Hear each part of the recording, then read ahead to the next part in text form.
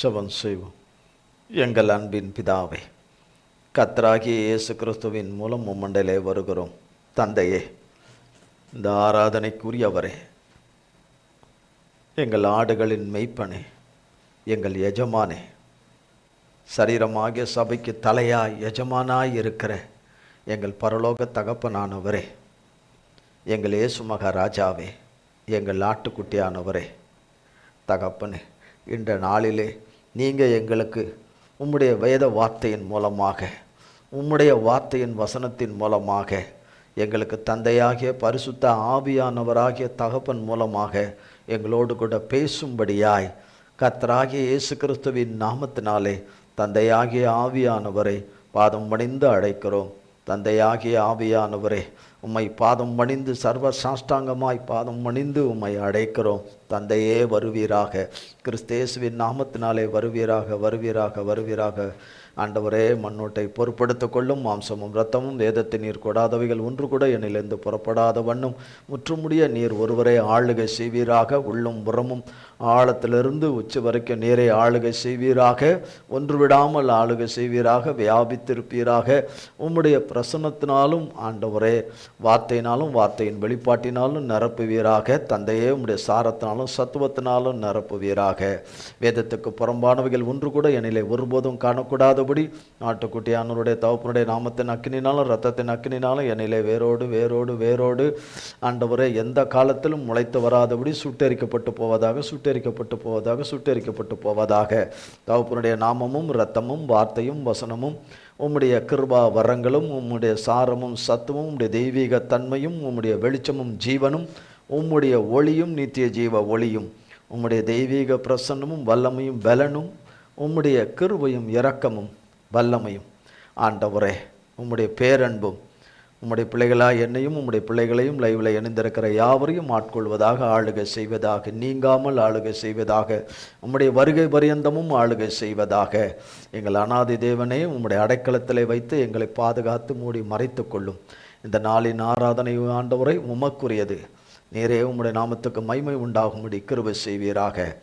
அல்லேலூயா. எல்லா துதிகன மகிமை யாவையும் உமக்கே செலுத்துகிறோம். இயேசு கிறிஸ்துவின் மூலம் ஜெபிக்கிறோம் பிதாவே. ஆமீன், ஆமீன், ஆமீன். கர்த்தருடைய நாமத்திற்கு ஸ்தோத்திரம். கர்த்தருடைய செயல்கள் எல்லாம் அதிசயமானவைகள். கர்த்தருடைய செயல்கள் எல்லாம் அதிசயமானவைகள். யாருக்கு இதை செய்கிறார்? யாருக்கு செய்கிறார்? ஆலயத்துக்கு போகிறவர்களுக்கு தான் செய்கிறாரா? ஆலயத்தில் வெறுமனே ஆலயத்துக்கு போகிறவர்களுக்கு அல்ல. 10 காசு காணிக்கையை கொடுத்துட்டு தசம பாகத்தை நான் உங்களுக்கு கொடுத்துட்டேன், எக்ஸ்ட்ராவே நான் காணிக்கையெல்லாம் நான் ஒவ்வொரு வாரமும் போட்டுட்டேன் நான், அதனால் ஆலயத்தில் நடக்கிற சில விசேஷ நிகழ்ச்சிகளுக்கெல்லாம் நான் எக்ஸ்ட்ரா காசு கொடுத்துருக்குறேன் என்று சொல்லுகிறவர்களுக்கு அல்ல. தேவனை உள்ளான இருதயத்திலே அவரை ஆராதிக்கிறவர்கள், பிதாவை ஆவியோடும் உண்மையோடும் அவரை தொழுது கொள்ள வேண்டும் என்று கர்த்தராகிய இயேசு கிறிஸ்து சொல்லி கொடுத்திருக்கிறார். முழு இருதயத்தோடும் முழு மனதோடும் முழு எண்ணத்தோடும் முழு சிந்தையோடும் கூட நாம் கர்த்தரை தொழுது கொள்ள வேண்டும் என்று. புறம்பான காரியங்கள் எல்லாம், நடைமுறையில் இருக்கக்கூடிய காரியங்களை எல்லாம் நான் செஞ்சுட்டு, இதெல்லாம் நான் செஞ்சுட்டேன், வாரத்தில் ஒரு நாள் உபவாசம் பண்ணுறேன், உபவாசம் பண்ணால் எனக்கு தான் நல்லது, தசம பாகம் கொடுத்தா எனக்கு தான் நல்லது, காணிக்கைகளை கொடுத்தா எனக்கு தான் நல்லது, தேவனுக்கு அல்ல. தேவனுக்கு கிடையாது. நான் அதை கொடுத்துட்டேன், இதை கொடுத்துட்டேன், அதை செஞ்சுட்டேன், இதை செஞ்சுட்டேன், அதை பண்ணிட்டேன், இதை பண்ணிட்டேன். ஆனால் என்ன பண்ணாலும் சரி, அதை வாயத்திறந்து வெளியரங்கமாக சொன்னாலே அதுக்கு பலன் இல்லை, அதுக்கு பலன் கிடையாது, பலன் கிடையாது. உண்மையான இருதயத்தோடு தேவனை ஆராதித்து தேடி வருகிறவர்கள் தங்கள் தேவைகள் காரியங்கள் எல்லாவற்றையும் கர்த்தரிடத்திலே சொல்லுகிறதை காட்டிலும், கர்த்தாவே உம்முடைய வேத வசனம் எனக்குள்ளே கிரியை செய்ய எனக்கு உதவி செய்யும், உம்முடைய வார்த்தை எனக்குள்ளே கிரியை செய்ய எனக்கு உதவி செய்யும், உங்கள் வார்த்தையிலும் வசனத்திலும் நான் வளர்ந்து வர எனக்கு கிருபை செய்யுங்க, உங்கள் வார்த்தை தான் என்னை பரிசுத்தப்படுத்துது, உங்கள் வார்த்தை தான் என்னை நேர்படுத்துது, உங்கள் வார்த்தை தான் என்னை சீர்படுத்துது, உங்கள் வார்த்தை தான் என்னை கண்டித்து உணர்த்தி என்னை நடத்துது, எது பாவம் எது பாவம் இல்லைன்னு எனக்கு சொல்லித்தருது, எது அக்கிரமம் எது அக்கிரமம் இல்லை என்று சொல்லித்தருது, எது பொல்லாப்பு எது பொல்லாப்பு இல்லைன்னு சொல்லித்தருது, எது நீதியானது எது நீதி இல்லாததுன்னு சொல்லித்தருது, எது சரியான வழி எது தவறான வழி என்று சொல்லித்தருது. எது சரியான ஐக்கியம், எது சரியில்லாத ஐக்கியம் என்று சொல்லித்தருது. எது சரியான ஆலோசனை, எது சரியில்லாத ஆலோசனை என்று சொல்லித்தருது. எது பேசுறது சரி, எது பேசுறது சரியில்லைன்னு சொல்லித்தருது. இதில் நான் வளர்ந்து வரணும்னா எனக்குள்ள முதல்ல ஆவியானவர் வரணும். தகப்பனை வர விடணும். அதை வாஞ்சிக்கணும். தகப்பனை நீங்கள் எனக்கு வரணும், தகப்பனை நீங்கள் எனக்கு வரணும், நீங்கள் எனக்கு வரணும். நான் ஆலயத்துக்கு வரேன், ஆனால் ஆவியானவர் இல்லாமல் வரேன், அல்லது ஆவியானவரை பெற்றுக்கொள்ளாமல் போகிறேன். ஆவியானவரை பெற்றுக்கொண்டு போய் ஆவியானவர் நடத்தலை நான் ஆவியானவர் சொல்லித்தர்றபடி நான் வளர ஆரம்பிக்கணும். நான் ஆவியானவரை பெற்றுக்கொண்ட பிறகு நான் புதிதாக பிறந்த குழந்தைக்கு பால் கொடுப்பாங்க. ஆனால் குழந்தை வளர வளர பாலாக கொடுத்துன்னு இருப்பாங்க. 10 வயசு 15 வயசு வரைக்கும், 20 வயசு வரைக்கும், 25 வயசு 40 50 வயசு வரைக்கும் இல்லை. வளர வளர வளர அதுக்கு காய்கறிகள் கொடுக்க ஆரம்பிப்பாங்க. பிறகு அதுக்கப்புறம் கறிகள் கொடுக்க ஆரம்பிப்பாங்க. கறி உணவுகள், அசைவ உணவெல்லாம் கொடுக்க ஆரம்பிப்பாங்க. அந்த மாதிரி வளர்ந்து வரணும். இன்னும் பால் உண்ணுகிறவர்களாக இருந்தால் எப்படி, ஆவியிலே பலப்படாமல் இருந்தால் எப்படி, ஆவியிலே ஸ்திரப்படாமல் இருந்தால் எப்படி. ஆவி, ஆத்மா, சரீரம், சிந்தை, மனது, சித்தங்குள்ளன் தன்மையெல்லாம் பாடுகள், உபத்திரவங்கள், வேதனைகள், கஷ்டங்கள், பாடுகளில் கத்தரோடு கூட போகும்போது ஆவி, ஆத்மா, சரீரம், சிந்தை எல்லாம் பலப்படுது, ஸ்திரப்படுது, எல்லாம் உறுதிப்படுது, உறுதி வாய்ந்ததாய் மாறுகிறது. உறுதி வாய்ந்ததாய் மனமும் இருதயமும் கர்த்தருக்கேற்ற உறுதி வாய்ந்ததாய் மாறுகிறது. இது எல்லாமே தேவனுடைய அற்புத செயல்களிலே இதெல்லாம் இருக்குது. கேட்குற பணத்தை கொடுக்க ஏற்ற வேளையில் கொடுத்துட்டார்ன்றது மட்டும் அற்புத செயல் அல்ல. கஷ்டத்தை நீக்கிட்டார் என்பது மட்டும் அற்புத செயல் மட்டும் அல்ல. வேதனையை நீக்கிட்டார் என்பது மட்டும் அற்புத செயல் மட்டும் அல்ல. அவமானத்தை நீக்கிட்டார் என்றதுனா அது மட்டும் அதிசய செயல்கள் மட்டுமல்ல. அதிசயமான செயல் அவர் நமக்குள்ளே கிரியை செய்ய அவரை விடுவது, அவர் நமக்குள்ளே அவர் விரும்புகிற பாத்திரமாக நம்மை உருவாக்குவது, அவர் விரும்புகிறவராக அவர் விரும்புகிற மகனாக மகளாக நான் உருவாவது. அவர் என்னை இந்த உலகத்துக்கு அவருக்காகத்தான் என்னை அனுப்பியிருக்கிறாரு. அவர் வேலையை செய்ய தான் என்னை அனுப்பியிருக்கிறாரு. ஞாயிற்றுக்கிழமை நான் உட்காந்து தூங்கின்னு இருக்கிறதுக்காக இல்லை, வேணுனே தூங்கிக்கிட்டு இருக்கிறதுக்காக இல்லை, வேணுனே நம்ம முடக்கிக்கிட்டு இருக்கிறதுக்காக இல்லை. அசந்து தூங்குறவங்க வேற, அசந்துட்டேன் நான் திடீர்னு பார்த்தேன், எனக்கு டைம் என்ன ஆகுதுன்னே தெரியல, பட்டாலும் பார்த்தா காலையில் விடிஞ்சிச்சு, ஐயோ சர்ச்செல்லாம் ஆரம்பிச்சுட்ருப்பாங்களே, ஆராதனை ஆரம்பிச்சுட்ருப்பாங்களேன்றது ஏதோ ஒரு நேரங்களில் நடக்கலாம். ஆனால் எந்நேரமும் அப்படி நடப்பது சரியல்ல. எந்நேரம் நடப்பது சரியல்ல. தேவனை நான் நின்று தான் தேவனை துதிக்கணும். நான் எழுந்து நின்று தான் தேவனுக்கு கையை தூக்கணும். நான் எழுந்து நின்று என் கையை நான் ஒரு 10 நிமிஷம் கூட, ஒரு 20 நிமிஷம் கூட என் கையை தூக்கி வைக்க முடியலன்னா அப்போ நான் எந்த ஆவியில் இருக்கிறேன்? என் கையை நேராக நிமித்தி நிற்கணும். கொஞ்சம் நேரம் நம்மளால் 5 நிமிஷம் இந்த கையால் தூக்க முடியுது, இந்த கையை நம்மளால் என்ன பண்ண முடியல, தூக்க முடியல. அடுத்தது இந்த கையை கொஞ்சம் ஹெல்ப்புக்கு கூப்பிட்றோம், இந்த கையை கொஞ்சம் ஹெல்ப் பண்ணி எனக்கு கொஞ்சம் கையை தூக்கி விட உதவி செய்யணும். அதுலேயும் அரைகுறையாக தூக்குறோம், இப்படி தூக்குறோம். கர்த்தரை கரங்களை நேராக உயர்த்தணும்.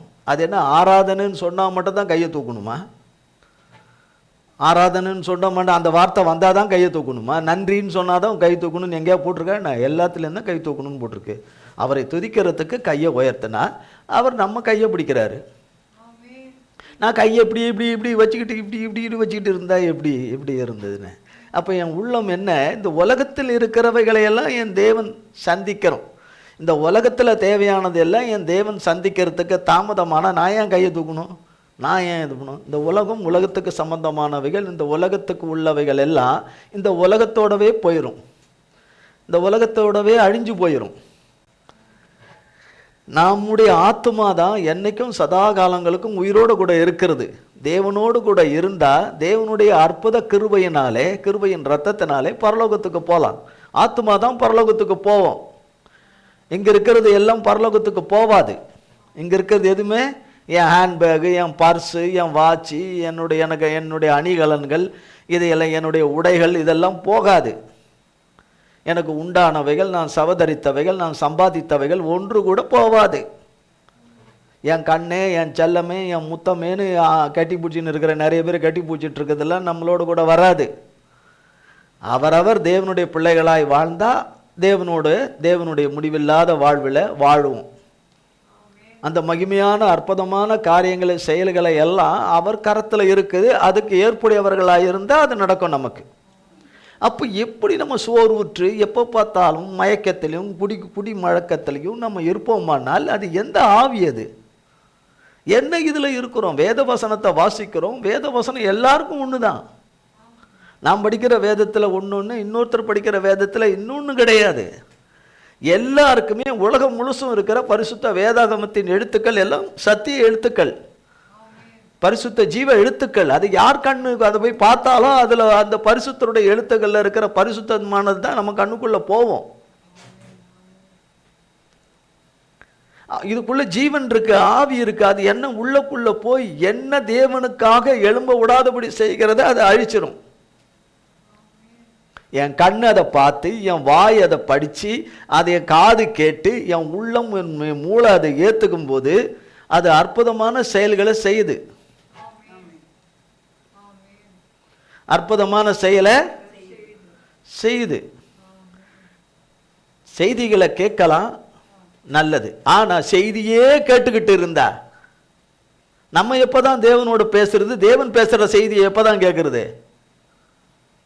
செய்தியே கேட்டுக்கிட்டு இருந்தோம்னா 10 மூஞ்சி இந்த பக்கம், 10 முகம் அந்த பக்கம், 10 முகம் அந்த பக்கம், ஒரு நாளைக்கு 50 முகம் ஒரு நாளைக்கு.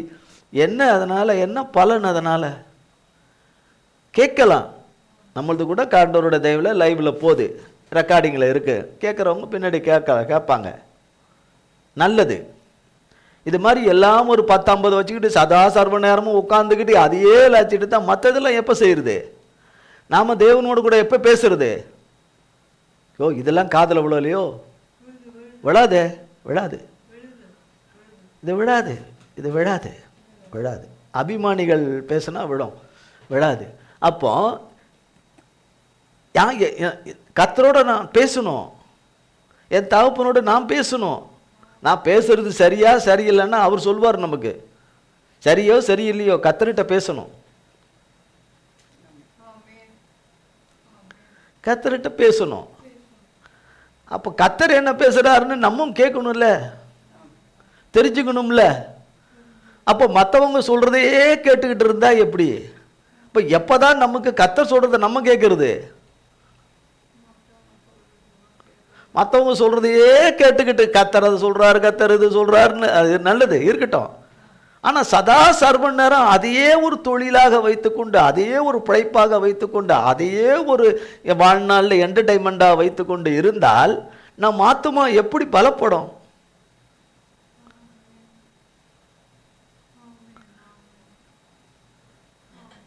இல்லையா? ஒரு போன வாரமோ அதுக்கு முந்தின வாரமோ தெரியல, ஒரு வீட்டில் ஆகாரம் செய்கிறாங்கன்னா அந்த வீட்டில் உள்ளவங்களுக்கு தான். அந்த வீட்டுக்கு யாராவது வந்துட்டாங்கன்னா, எத்தாச்சுமா வந்துட்டாங்களா, ஒரு வாய் சாப்பிடுங்களேன்னு சொன்னால் சாப்பிட்டாங்கன்னா அது அவங்களுக்கு கொடுப்போம். நமக்குரியதுலேருந்து ஒரு பங்கு எடுத்து அவங்களுக்கு சாப்பிட கொடுப்போம். தெருவில் இருக்கிற வீடுகளில் சமைக்கிறதெல்லாம் நமக்கா? இல்லையே, நமக்குரியதானே. நமக்கு நமக்கு என்னைக்கு தான் இந்த உணர்வு இல்லாமல் இருக்கிறது, இந்த உணர்வு அடையாமல் இருக்கிறது? கர்த்தருடைய வார்த்தையே, கர்த்தரை ஆராதிக்கிறோம். ஆண்டவரே உங்களை சந்தோஷப்படுத்தணும்னு இன்னைக்கு கேட்டுக்கிட்டோம். உங்கள் இருதயம் சந்தோஷம். அப்போ நம்மளை பார்த்து அவர் சந்தோஷப்படணும் இல்லையா? நாம் சந்தோஷமாக இல்லாத இருக்கிற காரியம் நிறைய இருக்குது. அந்த சந்தோஷம் எல்லாம் இழந்ததெல்லாம் நான் அவரால் இல்லை, நம்மளால தான். நம்மன்னா அவரால் தான், அவருடைய கீழ்ப்படியாமையினால தான், கீழ்ப்படியாமையினால தான். அவங்க இன்னும் சரியா வரலையே, இவங்க சரியா வரலையே, அவங்க சரியா வரலையே, இவங்க சரியா, நான் எப்படி இருக்கிறேன்னு பார்க்கறது இல்லையா? கண்ணாடி முன்னாடி போய், கண்ணாடினா பைபிள் தான் கண்ணாடி. நான் எப்படின்னு இதில் போய் பார்த்தா தான் என்னை பற்றி தெரியும். என்னை பற்றி நான் நிறைய புகழ்ச்சியாக சொல்லிக்குவேன், என்னை பற்றி நான் ரொம்ப பெருமையாக பேசிக்குவேன், என்னை குறித்து நான் மேன்மையாக பேசிக்குவேன். யாருமே சொல்லாட்டி கூட இன்னார் சொன்னாங்கன்னு சொல்லிக்கிட்டு நானே இப்படி பேசிக்குவேன். கர்த்தர் பேசாட்டி கூட கர்த்தர் பேசினார் கொண்டாருன்னு சொல்லிக்குவேன். ஆனால் இந்த கண்ணாடியில் போய் பார்த்தா தானே என்ன என் மூஞ்சி எப்படி இருக்குன்னு, உள்ளான மனுஷனாகி இந்த மூஞ்சி, இந்த முகம் எப்படி இருக்குன்னு தெரியும். மூஞ்சினா ரொம்ப கஷ்டமாக தெரியும், முகம் எப்படி. அப்போ நான் படிக்கிற பைபிளில் வேறு விதமாக படிக்கிறேன். இப்போது பைபிளை பார்க்கறத தேவன் பார்க்கக்கூடாத வகையில் வேறு விதமாக பார்க்குறேன். தேவன் புரிந்து கொள்கிற விளங்கி கொள்கிற விதத்தில் தேவனோடு இருந்தால் தான் விளங்கி கொள்ள முடியும். ஆவியானவர் விளக்கி தர முடியும், சொல்லி தருவார். நிச்சயமாக புரியலைன்னா சொல்லி தருவார். ஒரு நாள் இல்லைன்னா இன்னொரு நாள் சொல்லி தந்துடுவார். சொல்லி தந்துடுவார். விடாப்பிடியாக கேட்டால் சொல்லி தருவார்.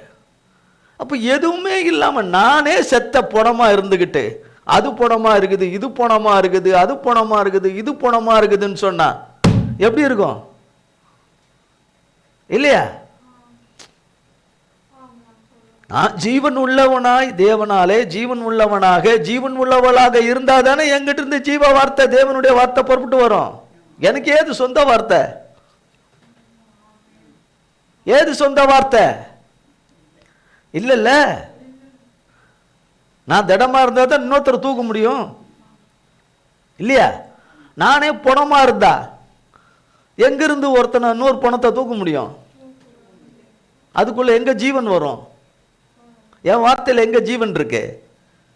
தேவனுடைய வார்த்தையில ஜீவன் இருக்கு. அதை எனக்குள்ள வைத்தா நானும் ஜீவனை அடையிறேன், மற்றவர்களுக்கும் ஜீவனுள்ள வார்த்தையை கொடுக்கிறேன். அப்போ நான் ஆலயத்துக்கு வர்றது வெறும் வீடு வாங்கணும், சொத்து வாங்கணும், சுதந்திரம் வாங்கணும், கடன் அடையணும், நோய் இதாகணும், அது மட்டும் இல்லை. அது எனக்கு துணிமணி வேணும், புடவை வேணும், வேட்டி வேணும், சட்டை வேணும், கோட்டு வேணும், எனக்கு அது வேணும், என் பேரனுக்கு அது வேணும், என் பேத்திக்கு இது வேணும், என் பையனுக்கு அது வேணும், அவங்களுக்கு இவ்வளோ கொடுக்கணும், உங்களுக்கு இது தரணும், அவங்களுக்கு நான் இவ்வளோ சேர்த்து வைக்கணும், எனக்கு தாங்க ஆண்டவர், இது கேட்டுக்கிட்டு வர்றதில்ல. நான் பரலோகத்துக்கு போகணும். அதுக்கு என்ன? நான் பரலோகத்துக்கு போகணும். அதுக்கு என்னை உருவாக்குங்க. நீங்கள் என்னை அனுப்பின நோக்கத்தை நிறைவேற்றுங்க. என்னை உருவாக்குங்க, என்னை எடுத்து பயன்படுத்துங்க. அதுக்கு என்னை உருவாக்குங்க, என்ன உருவாக்குங்க. ஒரு காய்கறி கடைக்கு போறீங்க, தக்காளி வாங்குறீங்க. காய்கறி கடைலாம் தெரியும்ல, இந்த மாதிரிலாம் விற்பாங்க கடைங்கள்லாம்.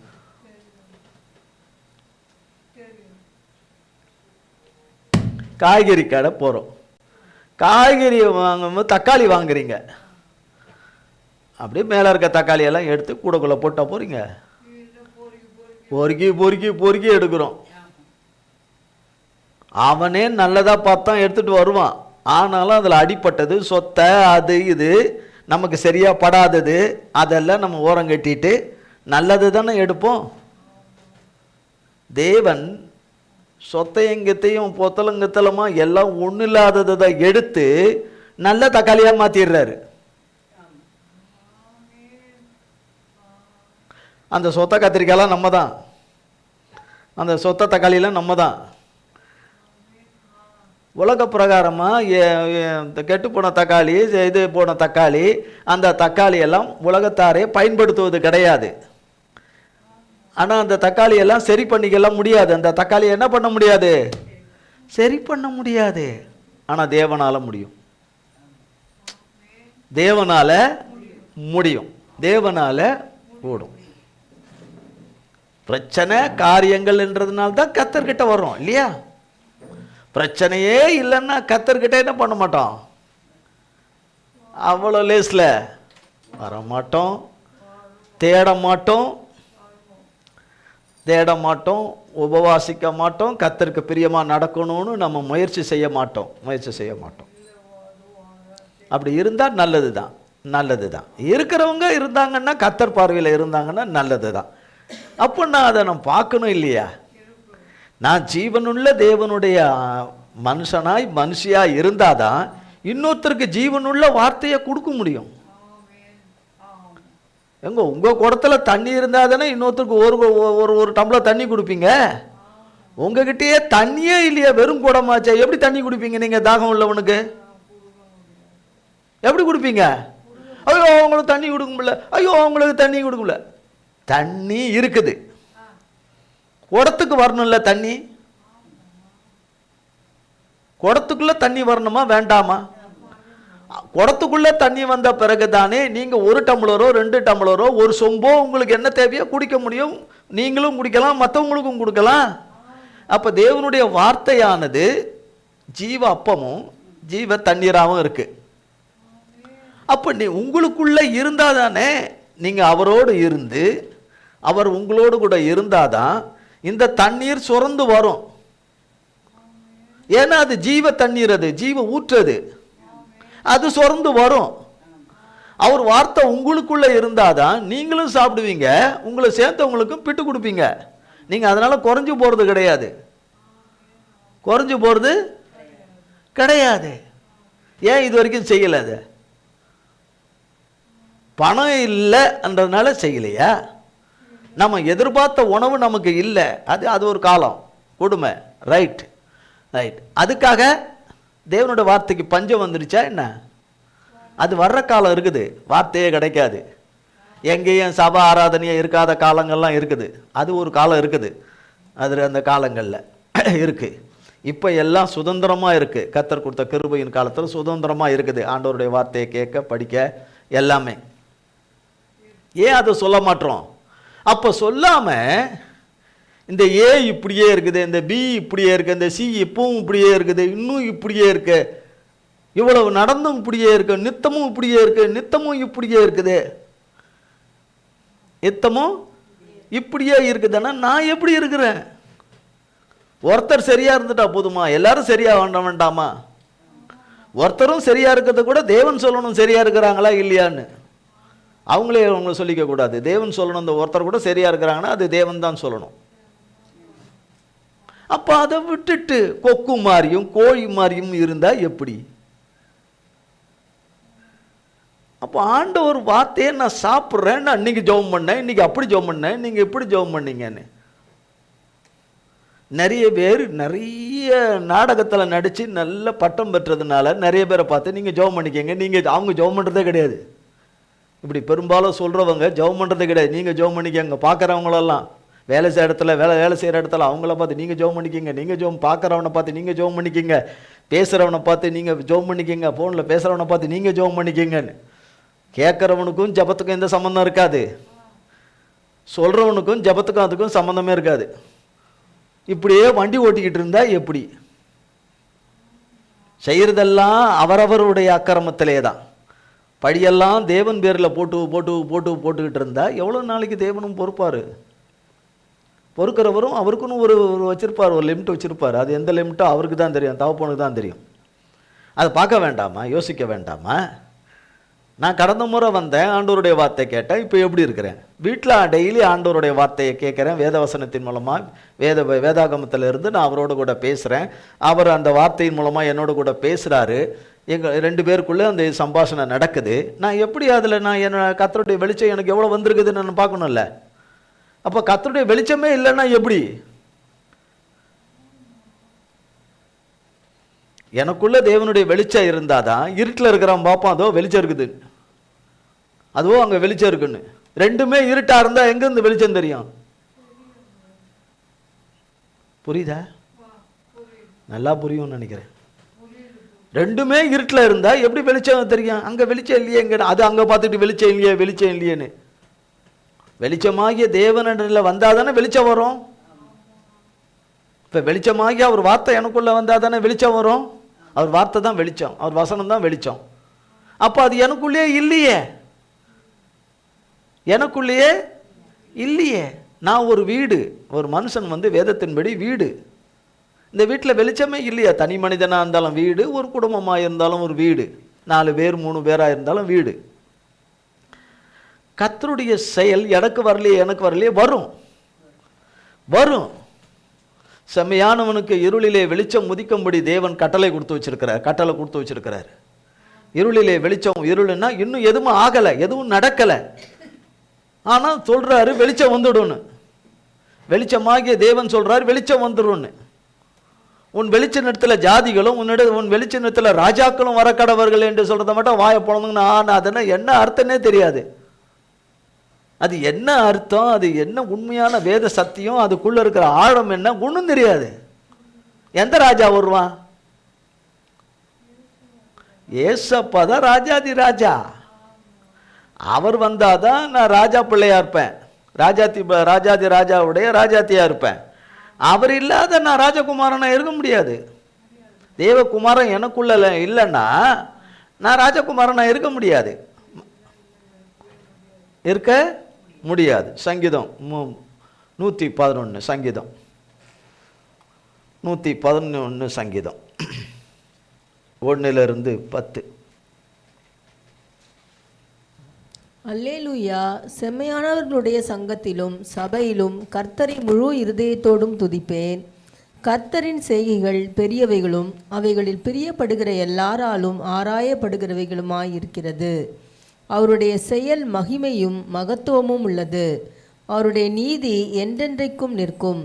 அவர் தம்முடைய அதிசயமான செய்கைகளை நினைவு கூறும்படி செய்தார். கர்த்தர் இரக்கமும் மன உருக்கமும் உள்ளவர். தமக்கு பயந்தவர்களுக்கு ஆகாரம் கொடுத்தார். தமது உடன்படிக்கையை என்றென்றைக்கும் நினைப்பார். ஜாதிகளின் சுதந்திரத்தை தமது ஜனங்களுக்கு கொடுத்ததினால் தமது கிரியைகளின் பலத்தை அவர்களுக்கு தெரியப்படுத்தினார். அவருடைய கரத்தின் கிரியைகள் சத்தியமும் நியாயமும் ஆனவைகள். அவருடைய கட்டளைகள் எல்லாம் உண்மையானவைகள். அவைகள் என்றென்றைக்கும் உள்ள சதா காலங்களுக்கும் உறுதியானவைகள். அவைகள் உண்மையும் செம்மையுமாய் செய்யப்பட்டவைகள். அவர் தமது ஜனத்திற்கு மீட்பை அனுப்பி தமது உடன்படிக்கையை நித்திய உடன்படிக்கையாக கட்டளையிட்டார். அவருடைய நாமம் பரிசுத்தமும் பயங்கரமுமானது. கர்த்தருக்கு பயப்படுதலே ஞானத்தின் ஆரம்பம். அவருடைய கற்பனைகளின்படி செய்கிற யாவருக்கும் நற்புத்தியுண்டு. அவர் புகழ்ச்சி என்றைக்கும் நிற்கும். 3 வசனங்களை மட்டும் வாசித்துட்டு இன்னொரு பகுதிக்கு போகலாம். 2ஆம் வசனம் வரும். கர்த்தரின் செய்கைகள் பெரியவைகள். கர்த்தர் செய்கிறார்னா அவர் லெவலுக்கு தான் செய்வார். அவர் லெவல் என்ன லெவல்னு யாருக்குமே தெரியாது. அவர் லெவல் என்ன லெவல்னு கர்த்தர் செய்தார்னா அவர் லெவலுக்கு செய்வார். அவருக்கு காத்திருக்கிறவங்களுக்கு மட்டும்தான் செய்வார். அவரை உண்மையாய் நம்பி அவருடைய வருகையின் பிரசன்னத்துக்கு காத்திருக்கிறவர்களுக்கு மட்டும்தான் இப்படிப்பட்ட காரியங்களை செய்வார். அவர் அற்புத செயல்களை செய்வார். ஆனால் மகா அற்புதமான செயல்களை கர்த்தர் செய்கிறார் என்றால் அவருக்கு உண்மையாய் அவரை நம்பி காத்திருக்கிறவர்கள் அவருடைய பிரசன்னமாகுதலை, அவர் வெளிப்படுகிற வேலைக்காக, அவர் காணப்படுகிற வேலைக்காக, அவர்கள் வாழ்க்கைக்குள்ளே அவர் வருகிற அந்த வேலைக்காக காத்திருக்கிறவர்களுக்கு அவருடைய லெவலுக்கு தகுந்தபடி செய்கிற தேவனாய் இருக்கிறார். அவருடைய செயல்கள் எல்லாம் சாதாரணமானதாக இருக்காது. நான் அவரை தான் நம்பி இருக்கிறேன், அவருக்கு தான் காத்திருக்கிறேன், அவரை தான் சார்ந்திருக்கிறேன், அவரை தான் பற்றி இருக்கிறேன், அவரை தான் நேசிக்கிறேன், அவரை தான் நான் அன்பு கூறுறேன்னு நான் எத்தனை முறை நான் சொல்லிக்கிட்டாலும் அது உண்மையா பொய்யான்னு பார்க்கிறவர் பார்ப்பாரு. அது இங்கே உதடுல இங்கே சாயம் பூசிக்கிட்டு சொல்றதா இருந்தேன்னா அது எடுபடாது. அவர்கிட்ட ஏமாற்ற முடியாது. நம்ம என்ன போல மனுஷர் முதல் கொண்டு எல்லாரையும் ஏமாற்றலாம், அவரை ஏமாற்றவே முடியாது. அவர் ஏமாறவும் மாட்டார். அவரை யாரும் ஏமாற்றவும் முடியாது. அவர் ஏமாறவும் மாட்டார். நம்ம ஏமாற்றவும் மாட்டார்.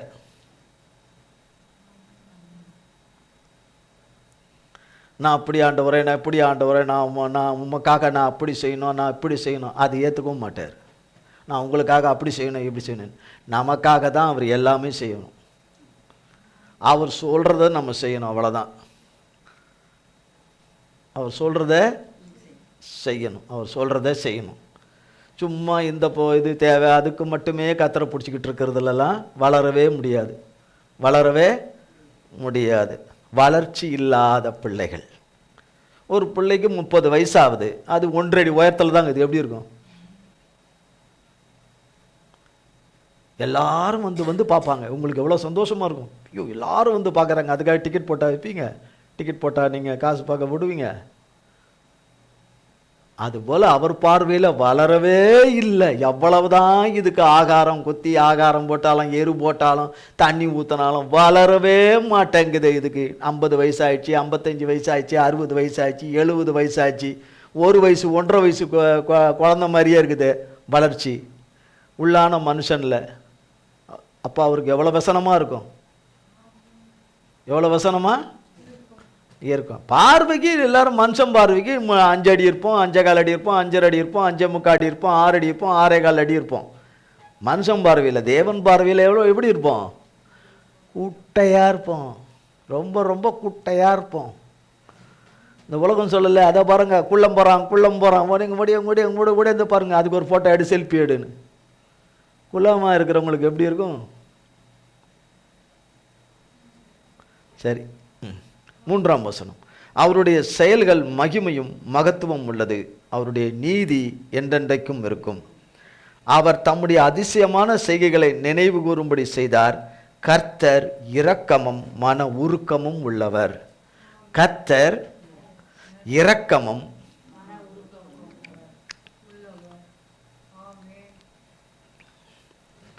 லூக்கா 13ஆம் அதிகாரம். லூக்கா 13ஆம் அதிகாரம்.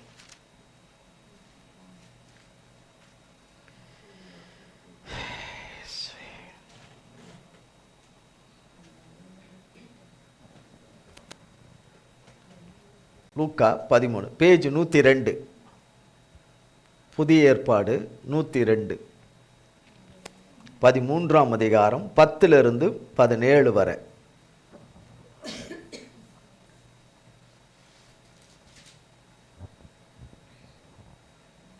லூக்கா 13ஆம் அதிகாரம் 10 to 17, பேஜ் 102. ஒரு ஓய்வு நாளில் அவர் ஜெப ஆலயத்தில் போதகம் பண்ணி கொண்டிருந்தார். அப்பொழுது 18 வருஷமாய் பலவீனப்படுத்தும் ஆவியை கொண்ட ஒரு ஸ்திரீ அங்கே இருந்தாள். அவள் எவ்வளவும் நிமிரக்கூடாத கூனியாயிருந்தாள். இயேசு அவளை கண்டு தம்மிடத்தில் அழைத்து, ஸ்திரீயே, உன் பலவீனத்தினின்று விடுதலையாக்கப்பட்டாய் என்று சொல்லி அவள் மேல் தமது கைகளை வைத்தார். உடனே அவள் நிமிர்ந்து தேவனை மகிமைப்படுத்தினாள். இயேசு ஓய்வு நாளிலே சொஸ்தமாக்கினபடியால் ஜெப ஆலயத் தலைவன் கோபம் அடைந்து ஜனங்களை நோக்கி, வேலை செய்கிறதற்கு 6 நாள் உண்டே, அந்த நாட்களிலே நீங்கள் வந்து சொஸ்தமாக்கிக் கொள்ளுங்கள், ஓய்வு நாளிலே அப்படி செய்யலாகாது என்றான். கர்த்தர் அவனுக்கு பிரதியுத்தரமாக, மாயக்காரனே, உங்களில் எவனும் ஓய்வு நாளில் தன் எருதையாவது தன் கழுதையாவது தொழுவத்திலிருந்து அவிழ்த்து கொண்டு போய் அதற்கு தண்ணீர் காட்டுகிறதில்லையா? இதோ, சாத்தான் 18 வருஷமாய் கட்டியிருந்த ஆபிரகாமின் குமாரத்தியாகிய இவளை ஓய்வு நாளில் இந்த கட்டிலிருந்து அவிழ்த்துவிட வேண்டியதில்லையா என்றார். அவர் அப்படி சொன்னபோது அவரை விரோதித்திருந்த அனைவரும் வெட்கப்பட்டார்கள். ஜனங்கள் எல்லாரும் அவரால் செய்யப்பட்ட சகல மகிமையான செய்கைகளை குறித்தும் சந்தோஷப்பட்டார்கள். 7 வசனம். என்ன 7 வசனம் இருக்கு. ஒரு ஓய்வு நாளில் ஜெப ஆலயத்தில் போதகம் பண்ணி கொண்டிருந்தார். போன முறையே சொன்னார், ஏசாமி தான், ஏசப்பா தான் நமக்கு ஓய்வு நாளை கொடுத்தவர். சபை ஆராதனையை ஒழுங்கு முறைமைகளை எல்லாம் கொடுத்தவர் அவர் தான். எஜமான் தான் கொடுத்தாரு. கொடுத்தவர் இருக்கிறாரு, கொடுத்தவர் வராரு, பிரசங்கம் பண்ண வராரு. கேட்குறவங்க எங்கே இருக்காங்க? இப்போ கேட்குறவங்க இருக்கிற மாதிரி இருந்தால், கேட்குற இடத்துல அவரோடு கூட இருந்தால் தான் நீங்கள் எப்படி, அதாவது விழிப்புடைமையாக இருக்கணும். மற்றதுல எல்லாம் இருக்குது. கண்ட வேலைக்காரங்கிட்ட பேசுறதுல இருக்குது, வேலைக்காரிகிட்ட பேசுறதுல இருக்குது, நம்ம ஃபோனில் யார்கிட்ட பேசுகிறோமோ அவங்ககிட்ட விழிப்புடமையாக இருக்குது, சொந்தக்காரங்கிட்ட பேசுறதுல விழிப்புடமை இருக்குது, இன்னும் யார்கிட்ட பேசணுமோ அதிலெல்லாம் விழிப்புடமை இருக்குது. தேவனுடைய பிரசன்னம் வர்ற இடத்துல விழிப்புடமை இல்லைன்னா எப்படி இருக்கும்?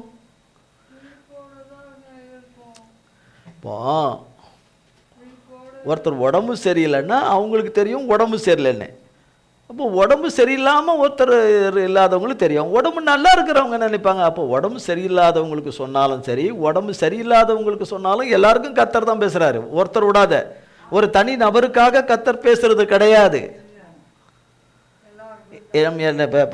என்ன உள்பட எல்லாருக்கும் தான் கர்த்தர் பேசுறாரு. இப்போ என்ன பேசுறாரு, இன்னைக்கு என்ன பேசுறாருன்னு பேசுறதுக்கு நிற்கிறவருக்கு தெரியுமா? என்ன தெரியவே தெரியாது,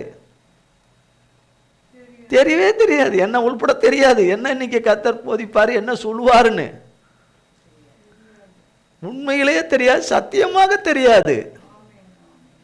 தனி மனிதனு டார்கெட் பண்றது தேவன் கிடையாது. மனுஷருக்கு மனுஷர் டார்கெட் பண்ணுவாங்க, ஆனால் தேவன் பண்றவர் கிடையாது.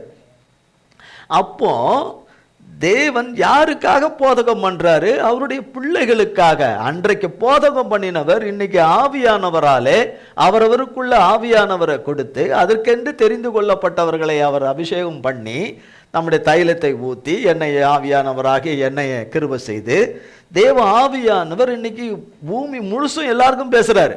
பேச வேண்டிய இடங்கள்ல இருந்து பேசுறாரு. அன்னைக்கு ஏசப்பா ஒரு இடத்துல இருந்து பேசிட்டு இருந்தாங்க, இன்னைக்கு உலகம் பூரா எல்லா இடத்துலையும் பேசுறாங்க ஏசப்பா. அன்னைக்கு இருந்ததோட இன்னைக்கு தான் பெரிய அற்புதமான காரியங்கள் அவரால் நடக்குது.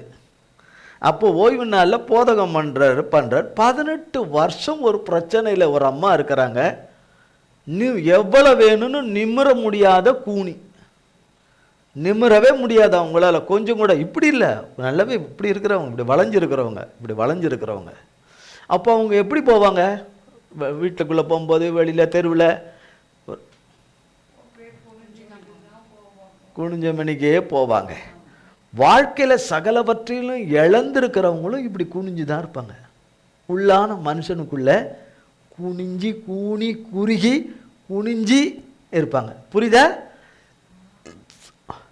கூனியில் 2 கூனி இருக்கு. சரீர பிரகாரமான கூனி பார்க்கறதுக்கு நிமிர முடியாமல் இருக்கிறவங்க, உள்ளான மனுஷன்ல பிசாசு பிடிச்சி வச்சுக்கிட்டு நிமிர முடியாமல் இருக்கிறவங்க இருக்கிறாங்க.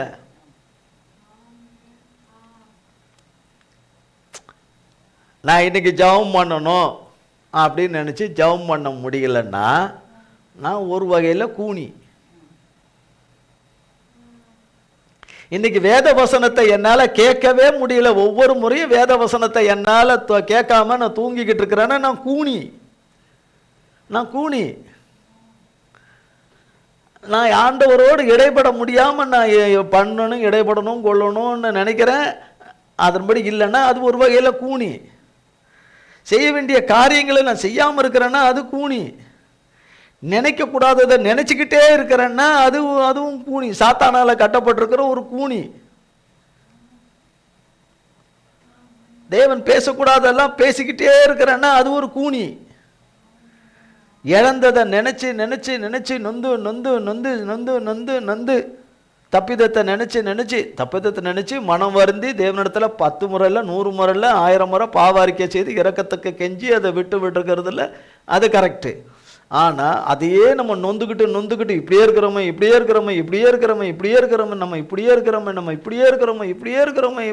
நம்ம சொல்லிக்கிட்டே இருக்கிறது இன்னும் ஒரு வகையான கூனி. நிமிரவே முடியல.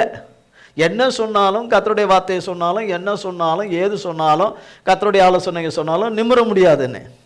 அவங்கள போல இல்லையே, இவங்கள போல இல்லையே, இவங்கள போல இல்லையே, நம்ம யாரும் போல இல்லையே, இப்படி இல்லையே, அப்படி இருந்தோம், இப்படி ஆயிட்டோமே என்று நினச்சி கட்டப்படுகிற கட்டுகளில் வர்றது கூனி. நிமிர முடியாத கூனி. நான் எதுலேயுமே செம்மையே கிடையாது. மனுஷனாகிய நான் கர்த்தர் பார்வையில் செம்மையானவளே கிடையாது. ஆனால் நான் மிஞ்சி எண்ணிக்கொள்கிறேன். நான் கர்த்தருக்கு முன்னாடி செம்மையானவன், கர்த்தருக்கு முன்னாடி நான் செம்மையானவ, நான் கர்த்தருக்கு முன்னாடி சரியாக பேசுகிறவ, கர்த்தருக்கு முன்னாடி நான் சரியாக நடக்கிறவன். கர்த்தர் என்னிடத்துல ஒரு குறையோட கண்டுபிடிக்க முடியாது. அப்படி இருக்க முடியுமா? கர்த்தர் மட்டும்தான் குறையில்லாதவர். அவரிடத்துல எந்த குற்றமும் கிடையாது, எந்த பழுதும் கிடையாது, எந்த மாசும் கிடையாது. யாரும் கண்டுபிடிக்க முடியாது. அவர்கிட்ட கிடையாது, அவர்கிட்ட கிடையவே கிடையாது, அவர்கிட்ட இல்லவே இல்லை. மனுஷராகி நம்மகிட்ட அவர் பார்வையில் பலது இருக்கும். எல்லாமே இல்லைன்னு நினச்சிட்டு இருப்போம். ஏதாவது ஒன்று கூட இருக்கலாம். அது கூட இல்லாதபடி இருக்க கிருபை செய்வார். அப்போ இந்த அம்மா ஆலயத்துக்கு வர்றாங்க. 18 வருடமாய் இதில் எழுதப்பட்டிருக்கிறதுனால நமக்கு தெரியுது 18 வருஷம் அந்த அம்மா. அப்போ என்ன வருஷம்? 18 வருஷத்துக்கு முன்னாடி கூனி ஆயிட்டாங்க. அப்போ அதுக்கு முன்னாடி இந்த அம்மா எப்படி இருந்திருப்பாங்க?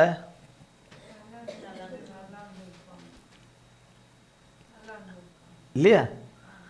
இப்போ இந்த வசனத்தை ஒருத்தவங்க படித்தாங்க, நம்ம எல்லாரும் கேட்டோம்.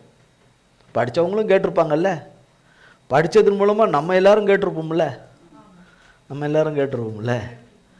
இதில் போட்டிருக்கு 18 வருஷம்னு போட்டிருக்கு, எழுதப்பட்டிருக்குது. ஏசப்பா தேவாவியானவரால் எழுதி கொடுத்துருக்குறாங்க 18 வருடம் என்று. ஏசப்பா அங்கே வந்த கூனிக்கிட்ட விசாரிக்கலை, உன் நிலைமை என்ன, உன் பிரச்சனை என்ன, உனக்கு நான் என்ன செய்யணும். சில இடங்களில் கேட்குறாரு. அப்படி கர்த்தர் சுகம் கொடுக்குற இடங்களில் கேட்குறாரு. ஒவ்வொரு இடங்களில் ஒரு மாதிரி இருக்கும் அவர் செய்கிற காரியம். இந்த இடத்துல அந்த ஸ்திரீயின் இடத்துல பேசினதாக கிடையாது. அந்த ஜெப ஆலய தலைவன் இடத்துல இந்த ஆலயத்துக்கு வர இந்த அம்மாவுடைய பிரச்சனை என்ன, ஏன் இவங்க இப்படி இருக்கிறாங்க, எதனால் அப்படி ஆயிற்று கேட்டதாக இல்லை. ஏன்னா அவனுக்கு பேர் வச்சிருக்கிறார் மாயக்காரனேன்னு. என்ன காரணே? மாயக்காரனே. ஆனால் அவன் யார்? அவன் அந்த ஆலயத்துக்கு போதக, அந்த ஆலயத்துக்கு போதகனுக்கு என்ன பேரு? மாயக்காரன். மாயக்காரன். மாயக்காரன். எது நிமித்தமாக சொல்றாரு? நீங்க மற்ற நாள்ல வந்து சுகம் அடைஞ்சுக்கலாம் இல்லையா? யார் தருவா சுகம்? மற்ற நாளில் அந்த ஆலயத்தில் இருந்து, அந்த ஆலயம் கட்டப்பட்டதுலேருந்து, அந்த ஆலயம் வந்த நாள்ல இருந்து, எது அந்த காலத்தில் ஏசப்பா இந்த அதிகாரத்தில் உள்ள அந்த ஆலயத்தில், யூத ஆலயத்தில் யார் வந்து சுகம் பெற்றிருப்பாங்க? ஒருத்தர் கூட சுகம் பெற்றிருக்க மாட்டாங்க. சுகம் கொடுக்கிறவர் வந்தால் தானே சுகம் கிடைக்கும். விடுவிக்கிறவர் வந்தால் தானே விடுதலை கிடைக்கும். மீட்கிறவர் வந்தால் தானே மீட்பு கிடைக்கும். பாவத்தை மன்னிக்கிறவர் வந்தால் தானே பாவ மன்னிப்பு கிடைக்கும். அற்புதம் செய்கிறவர் வந்தால் தானே அற்புதம் நடக்கும். அப்போ அவர் அன்னைக்கு அங்கதான் வந்திருக்கிறாரு. மற்ற நாள்லாம் நீங்க சரி பண்ணிட்டு போலாமே. மற்ற நாளெல்லாம் சரி பண்றதா இருந்தா நம்ம என்னைக்கு சரியாயிட்டு இருப்பாங்களே? யாருமே சரியானதில்லை. யாருமே அங்க நன்மை பெற்று கிடையாது. நன்மையை தருகிற தேவன் அன்னைக்கு தான் வந்திருக்காரு. முடியாததை முடிக்கிறவர் வந்திருக்கிறாரு. கூடாததை கூடும் முடிவுள்ளவர் வந்திருக்கிறாரு.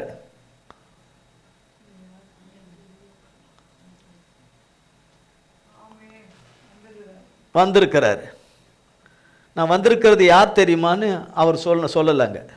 நம்ம சொல்லுவோம் அப்படி, வந்திருக்கிறது யார் தெரியுமான்னு நம்ம சொல்லுவோம். வந்திருக்கிறது யார் தெரியுமான்னு நம்ம சொல்லுவோம். அவர் சொல்ல மாட்டார்.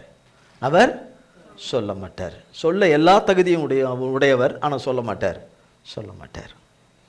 அப்போ அந்த அம்மாவை அவர் வந்து அந்த அம்மாவை தான் பார்க்குறாரு. அவர் பிரசங்கம் பண்ணி கொண்டிருந்தாலும் அவருடைய இரக்கமும் கிருபையுள்ள அவருடைய பரிசுத்த கண்கள் அந்த தாயின் மேலே போகுது கண்ணு. அந்த அப்போ அந்த அம்மாவை அந்த ஆவி வந்து அந்த ஆவி பிடிச்சது 18 வருஷத்துக்கு முன்னாடி என்பதை கண்டவர் கர்த்தர் தான். அவர் கண்டதுனால தான் இந்த 18 வருஷம் எழுதப்பட்டிருக்கு. அது என்னைக்கு அது பிடிச்சது? இயேசுவே என்னைக்கு பிடிச்சதுன்னு அந்த அம்மா எப்பவும் போல ஆலயத்துக்கு வந்த அவங்க ஒரு நாள் ஏசப்பா இந்த ஆலயத்துக்கு வருவார். அதுலேயும் அந்த அம்மாவுடைய வாழ்க்கையில் வருவார். அவங்க வாழ்க்கையில் நிமிர முடியாத அந்த காரியத்தை நிமிர பண்ணிடுவாருன்னு அவங்க நினச்சி கூட பார்க்கல. அப்படி நினச்சி பார்க்காதவங்களுக்கு தேவன் வந்துட்டார்.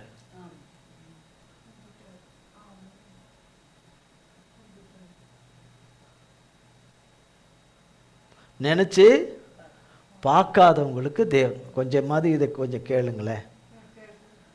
நினைச்சு பார்க்காத அந்த அம்மாவை தேவன் நினைச்சிட்டார். அவர் அந்த அம்மாவை நினைக்கிறதுக்கு அந்த அம்மா கிட்ட என்ன தகுதி இருந்ததோ இல்லையோ ஆனா தேவன் அந்த அம்மாவை நினைச்சிட்டார். என்ன நினைச்சிட்டாரு? இனி நீ கூனியா இருக்கக்கூடாது.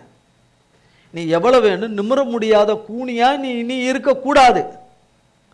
உன் வீட்டில் சமுதாயத்தில் எங்கேயுமே நீ நிமிர முடியாத கூனியா இருக்கக்கூடாது என்ற முடிவு எடுத்தவர் கர்த்தர். எடுத்தாரு. அதுக்கு ஒரு நாளையும் வேலையும் நியமித்தாரு. அந்த நாளிலே அந்த அம்மாவை அந்த ஆலயத்துக்கு அன்னைக்கு பார்த்து லீவ் போடாதபடி வர வச்சாரு இல்லையா? வைத்த வலிக்குதே வைத்தால போதே அப்படின்னு சொல்லிட்டு வராமல் இருக்கலாம்ல இல்லையா? இருக்கலாம்ல. திடீர்னு தலைவலி ஒத்த தலைவலி தாங்க முடியல, இன்னைக்கு ஆலயத்துக்கு போகல, இவ்வளோ வாட்டி போகிறோம், அந்த ஒரு வாட்டி போக வேண்டான்னு இருக்கலாம்ல. ஆஹா, ஊர்லேருந்து சொந்தக்காரங்க அரக்கோணத்துலேருந்து சொந்தக்காரங்க வந்துட்டாங்க, அவங்க இன்றைக்கி ஒரு நாள் இருங்களேன், நீங்கள் எங்களோட கூட இருங்களேன், நீங்கள் ஞாயிற்றுக்கிழமை சாயங்காலம் ஆலயத்துக்கு போங்களேன், ஆராதனைக்கு போங்களேன், காலையில் போக வேண்டாமே, அன்றைக்கி தான் ஏசப்பா காலையில் வரார், வராமல் போயிட்டா போச்சு. நைட்டு ராத்திரி எல்லாரும் பழக்க விட்டு சொந்தக்காரங்களாம் வந்திருந்தாங்களா, ராத்திரி 1 மணி வரைக்கும் பழக்கம் விட்டதில் இவள் விடிய காலம் கிளம்புறதுக்கு லேட் ஆகிடுச்சு. அதனால் லேட் ஆச்சுனால அசிங்கமாயிரும்ன்ட்டு வரல அப்படின்னு லீவ் போட்டிருக்கலாம்ல. லீவ் போட்டிருக்கலாம்ல. ஆடாடா தூரத்தில் நம்ம ரொம்ப சொந்தக்காரங்க, நம்மளுடைய பிளட் ரிலேஷன், அதுக்கு போகிறோம், இந்த ஞாயிற்றுக்கிழமை போக வேண்டாம், நம்ம அதுக்கு போயிடலாம், நம்ம நாத்தனார் வீட்டு கல்யாணம் போயிடலாம் அப்படின்ட்டு அந்த அம்மா போயிருந்தாங்கன்னா அப்போ எந்த தடையும் அந்த மகளுக்கு தேவன் செய்கிற காரியத்தில் அந்த மகளே தடையா வந்துடாதபடி இருக்கவும் கிருபை செய்தார்.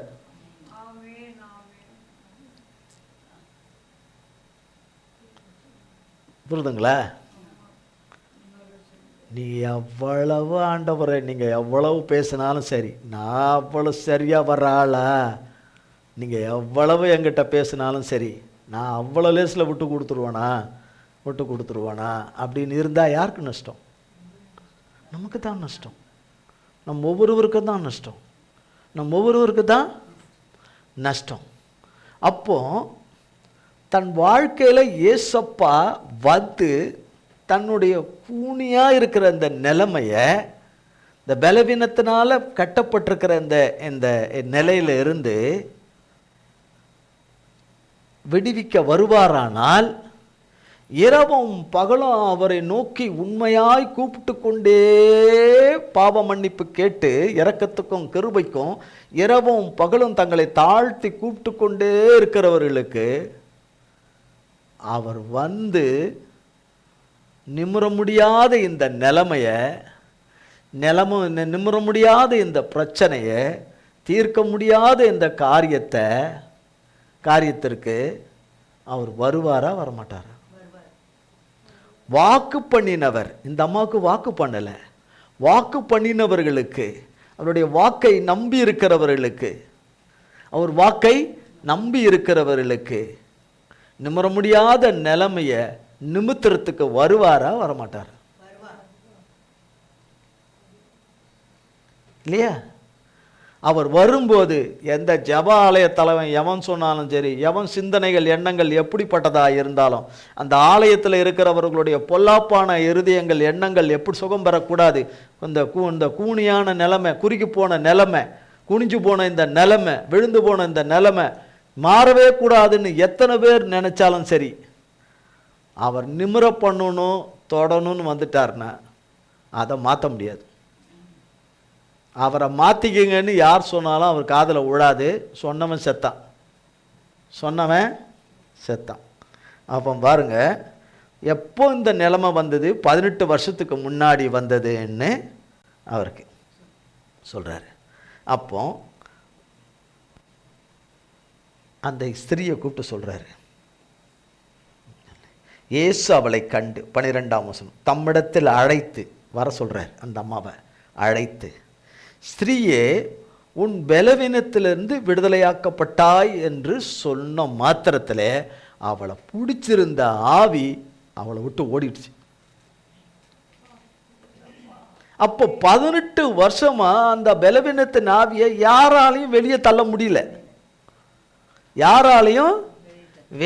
தள்ள முடியல. அதை தள்ளக்கூடியவர் கர்த்தர் மட்டும்தான். கர்த்தருடைய வார்த்தை மட்டும்தான்.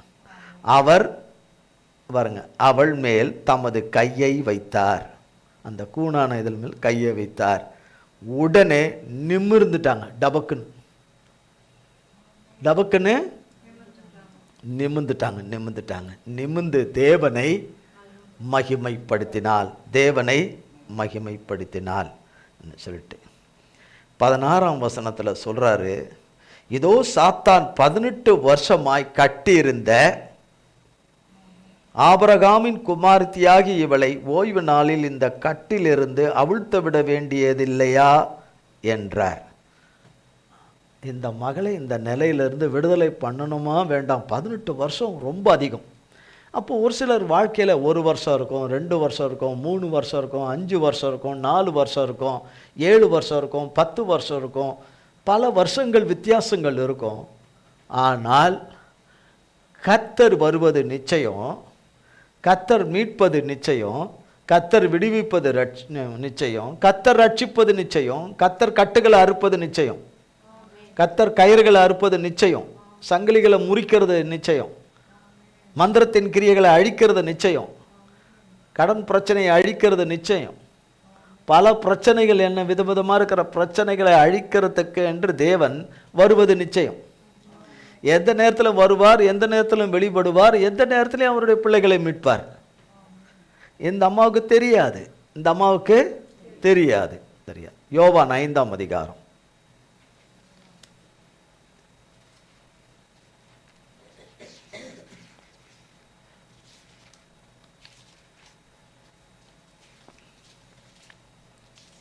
ஒன்றாம் வசனத்திலிருந்து. இவைகளுக்கு பின்பு யூதருடைய பண்டிகை ஒன்று வந்தது. அப்பொழுது இயேசு எருசலேமுக்கு போனார். எபிரேய பாஷையிலே பெதஸ்தா எனப்பட்ட ஒரு குளம் எருசலேமில் ஆட்டு வாசலின் அருகே இருக்கிறது. அதற்கு 5 மண்டபங்கள் உண்டு. அவைகளிலே குருடர், சப்பானிகள், சூம்பின உருப்புடையவர்கள் முதலான வியாதிக்காரர் அநேகர் படுத்திருந்து தண்ணீர் எப்பொழுது கலங்கும் என்று காத்து கொண்டிருப்பார்கள். ஏனெனில் சில சமயங்களிலே தேவதூதன் ஒருவன் அந்த குளத்தில் இறங்கி தண்ணீரை கலக்குவான். தண்ணீர் கலங்கின பின்பு யார் முந்தி அதில் இறங்குவானோ அவன் எப்பேற்பட்ட வியாதியஸ்தனாயிருந்தாலும் சொஸ்தமாவான். 38 வருஷம் வியாதி கொண்டிருந்த ஒரு மனுஷன் அங்கே இருந்தான். படுத்திருந்த அவனை இயேசு கண்டு அவன் வெகுகாலமாய் வியாதியஸ்தன் என்று அறிந்து அவனை நோக்கி, சொஸ்தமாக வேண்டும் என்று விரும்புகிறாயா என்று கேட்டார். அதற்கு வியாதியஸ்தன், ஆண்டவரே, தண்ணீர் கலக்கப்படும்போது என்னை குளத்தில் கொண்டு போய் விடுகிறதற்கு ஒருவரும் இல்லை. நான் போகிறதற்குள்ளே வேறொருவன் எனக்கு முந்தி இறங்கி விடுகிறான் என்றான். இயேசு அவனை நோக்கி, எழுந்திரு, உன் படுக்கையை எடுத்துக்கொண்டு நட என்றார். உடனே அந்த மனுஷன் சொஸ்தமாகி தன் படுக்கையை எடுத்துக்கொண்டு நடந்து போனான். அந்த நாள் ஓய்வு நாளாயிருந்தது. ஆதலால் யூதர்கள் குணமாக்கப்பட்டவனை நோக்கி, இது ஓய்வு நாளாயிருக்கிறதே, படுக்கையை எடுத்துக்கொண்டு போகிறது உனக்கு நியாயமல்ல என்றார்கள். அவன் அவர்களுக்கு பிரதியுத்தரமாக, என்னை சொஸ்தமாக்கினவர் உன் படுக்கையை எடுத்துக்கொண்டு நடவென்று எனக்கு சொன்னார் என்றான். அதற்கு அவர்கள், உன் படுக்கையை எடுத்துக்கொண்டு நடவென்று உன்னுடனே சொன்ன மனுஷன் யார் என்று அவனிடத்தில் கேட்டார்கள். சொஸ்தமாக்கப்பட்டவன் அவர் இன்னார் என்று அறியவில்லை. அவ்விடத்தில் ஜனங்கள் கூட்டமாய் இருக்கிறபடியினால் இயேசு விலகி இருந்தார். அதற்கு பின்பு இயேசு அவனை தேவாலயத்திலே கண்டு, இதோ நீ சொஸ்தமானாய், அதிக கேடானதொன்றும் உனக்கு வராதபடி இனி பாவம் செய்யாதே என்றார். அந்த மனுஷன் போய் தன்னை சொஸ்தமாக்கினவர் இயேசு என்று யூதர்களுக்கு அறிவித்தான். பாருங்க, இன்னொன்று வாஸ்தவம், லூக்கா 13 வாஸ்தவம். அங்கேயும் பாருங்க, ஜப ஆலய தலைவன் எகிரிக்கிட்டு வரான், மாயக்காரன். ஓய்வு நாள் மற்ற நாள்லாம் இல்லையா? ஓய்வு நாளை தவிர மற்றெல்லாம் திங்கள், செவ்வாய், புதன், வியாழெல்லாம் இல்லையா? வெள்ளிலாம் இல்லையா? அப்போ வந்து சொத்தமாக்கிட்டு போங்கன்னு. 18 வருஷமாக அந்த அம்மாவுக்கு எந்த ரெக்குவர்மெண்ட்டே இல்லை, விடுதலையே இல்லை. அதுலேருந்து விடுதலை இல்லை. அதை பற்றி யாருக்கும் கவலையே இல்லை. என்ன சொல்கிறாருன்னா ஏசப்பா, அன்றைக்கு ஓய்வு நாளில் ஒருத்தருக்கு ரொம்ப உடம்பு முடியல, சீரியஸாக இருந்தால் ஆஸ்பத்திரி தூக்கிட்டு போக மாட்டிங்களான்னு. இன்றைக்கி ஓய்வு நாள் ஆஸ்பத்திரிக்கெலாம் தூக்கிட்டு போக மாட்டேன், அங்கேயே கடான்னு. ஒருத்தருக்கு நெஞ்சு வலி, உடனே அவங்கள ஆஸ்பத்திரி தூக்கிட்டு போகணுமா வேண்டாமா? இல்லை நீங்கள் ஓய்வு நாள் இருக்கட்டும், நாளைக்கு பார்த்துக்கலான்னு. அப்படின்னா சங்கூதரவங்களை வர சொல்லிட வேண்டியதான். கூட்டிகிட்டு போகலன்னா என்ன பண்ணணும்? சங்கூதரவனை தான் வர சொல்லணும், வேற என்ன பண்ணுறணும்? ஆஸ்பத்திரிக்கு கூட்டிகிட்டு போகல, ஹார்ட் அட்டாக் வந்தவனை கூட்டிகிட்டு போகலன்னா என்ன ஆவான்? கூட்டிகிட்டு போகலன்னா என்ன ஆவான்? அவ்வளோதானே. அதைத்தான் சொல்கிறார் ஏசப்பா. நம்ம தூக்கிட்டு போகிறது அவசியம் இல்லையா? ஒருத்தனை அந்த ஆத்மா வெளியேற பெற்றதில்லை, அதுக்கு செய்யணும் இல்லை. அதுதான் மாடு விழுந்தா கழுத குடியில் விழுந்தான்றது சொல்கிறது. என்னென்னா, இன்னும் அடிபட்டு போச்சு, ஒரு விபத்தாகி போச்சு, ஒரு மோசம் நேரிட்டுடுச்சு, ஒரு ஆபத்து வந்துருச்சு, முடியாமல் வந்துருச்சு, சீரியஸான இது வந்துருச்சு, தூக்கிட்டு போகணும்னு நிலமை வந்துருச்சு, காப்பாற்றின நிலமை வந்துட்டு, அப்போ அது உடனடியாக செயல்படணுமா வேண்டாமா? அதைத்தான் சொல்கிறார் ஏசப்பா. இவங்க என்ன சொல்கிறாங்க, அங்கே சொன்ன வார்த்தையை தான் இங்கே உள்ள ஆட்களும் அதே தான் சொல்கிறானுங்க. மற்ற நாள் இல்லையா? மற்ற நாள்லாம் இல்லையா? மற்ற நாளில் யார் சுகமானாங்க? மற்ற நாளில் யார் சுகமானாங்க? சுகமானாங்க கிடையாது. அதே தான் பேசுகிறார்கள். இங்கே சொல்லப்படுது 2ஆம் வசனம், எபிரேய பாஷையிலே பெதஸ்தா எனப்பட்ட ஒரு குளம் எருசலேமில் ஆட்டு வாசலின் அருகே இருக்கிறது. அதற்கு 5 மண்டபங்கள் உண்டு. அவைகளிலே குருடர் 1, சப்பானிகள், சூம்பின உறுப்பு உடையவர்கள். சூம்பின உறுப்புனா கை காலு என்னென்ன இருக்கோ சூம்பி போனதுன்னு தெரியல.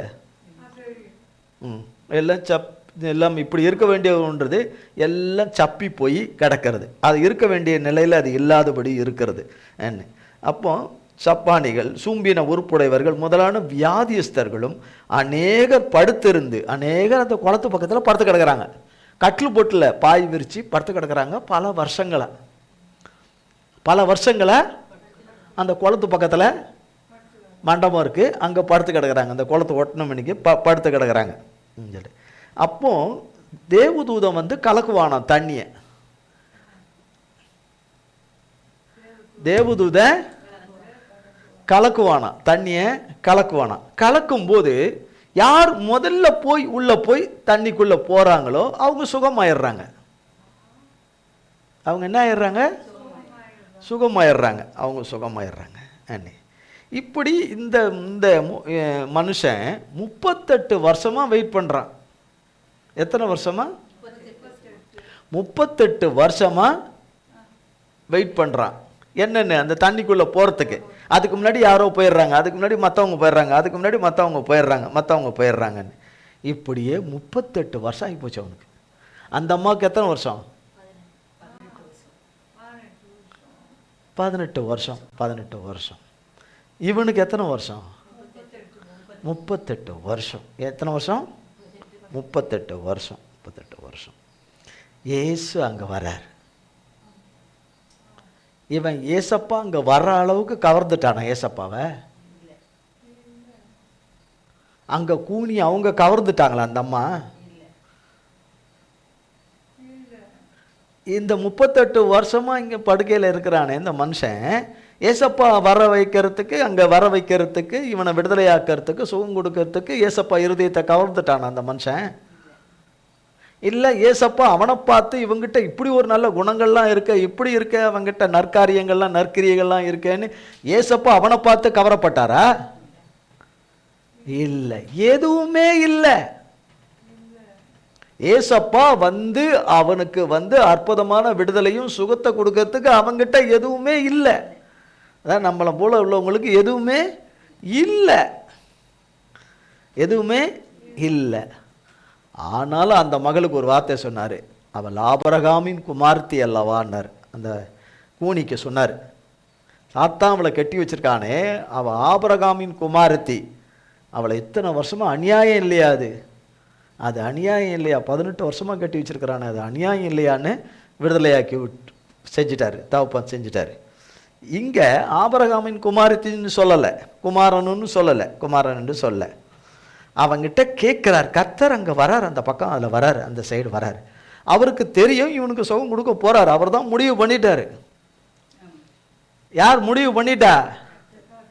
கர்த்தர் தான் முடிவு பண்ணிட்டாரு.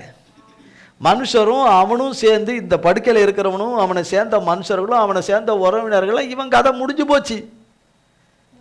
இவன் கதை இவ்வளோ வருஷ காலமாக விடுதலை ஆகாதவன் இனிமேல் விடுதலை ஆக போறானா? ஆகிறதுக்கு வாய்ப்பே இல்லை அப்படின்னு அவங்க முடிவு அப்படி. ஆனால் தேவன் ஒரு முடிவு எடுத்தார். இவனை இந்த நிலையிலிருந்து இவனை தூக்கிறணும்னா விடுவிச்சிடணும். இந்த நிலைமையிலிருந்து அவனை விடுவிக்கணும். கர்த்தரை தவிர வேற யாரும் அதை செய்ய முடியாது. அப்போ பாருங்க 6ஆம் வசனம். படுத்திருந்த அவனை இயேசு கண்டு அவன் வெகு காலமாய், எத்தனை காலம்? வெகு காலமாய் வியாதியஸ்தன் என்று அறிந்து அவனை நோக்கி, சொஸ்தமாக வேண்டும் என்று விரும்புகிறாயா என்று கேட்கிறார். நம்மள மாதிரியே தான் அவனும் பேசுறான். நம்மள மாதிரியே தான் அவனும் ஏசாமிகிட்ட பேசுறான். ஏசாமி அவன்கிட்ட கேட்குறாரு. என்னன்னு கேட்குறாரு? இப்போ ஒருத்தரை பார்த்து கேட்குறோம். இது உங்களுக்கு எளிமையான முறையில் சொல்கிறதே புரிய மாட்டேங்குதுன்னா, ஒருத்தருக்கு வயிற்று வலிக்குது, என்ன பண்ணுது அப்படின்னு ஒருத்தர் கேட்குறாங்கன்னு வச்சுங்க. அது என்னன்னாங்க, ஒரு நேரம் நான் நடந்து போயிட்டு இருந்தேன்னா எப்போ? 10 வருஷத்துக்கு முன்னாடி நடந்து போயிட்டு இருந்தேன்னா அப்போது ஒரு மாதிரி சுருக்குன்னு இருந்தது. சரி, அதுக்கப்புறம் அது என்னவோ ஏதோ அப்படியே ஒரு பெரிய ஸ்டோரி. கேட்டது என்ன? உங்களுக்கு வயிற்றில் என்ன பண்ணுதுன்னு, வயிறு வலிக்குது ஸ்ட்ரைட்டாக சொல்லிடணும். என்ன பண்ணுதுன்னு? வயிறு வலிக்குதுன்னு சொல்லணும் இல்லையா? அப்படி சொல்லாதது போல இந்த மனுஷனும் நம்ம போல தான் பதிலை சொல்கிறான். நம்ம போல தான் பதிலை சொல்கிறான். என்னன்னு சொல்கிறான்னா, ஏசப்பா கேட்குறார், விரும்புகிறாயா? விரும்புகிறான் ஆண்டவரே, விரும்புகிறான் ஆண்டவரே. ஒரே வார்த்தையில் முடிஞ்சு போச்சு. ஆனால் அப்படி சொல்லலாம். 7ஆம் வசனம், அதுக்கு வியாதிஸ்தன், ஆண்டவரே, தண்ணீர் கலக்கப்படும் போது என்னை குளத்தில் கொண்டு போய் விடுகிறதுக்கு ஒருவரும் இல்லை. நான் போகிறதுக்குள்ளே வேறு ஒருவன் மூந்திக்கிறான் இப்படி சொல்லிட்டு அந்த காரணங்களை எல்லாம் சொல்கிறான்னு சொல்லிட்டு இதை கேட்ட கர்த்தர், அப்படியா மகனே நான் கேட்டாரு? அப்படியா மகளே கேட்டாரு? இல்லை, எதுவுமே கேட்கல. இதுக்கு பிறகு விரும்புகிறாயான்னு கேட்டாரு.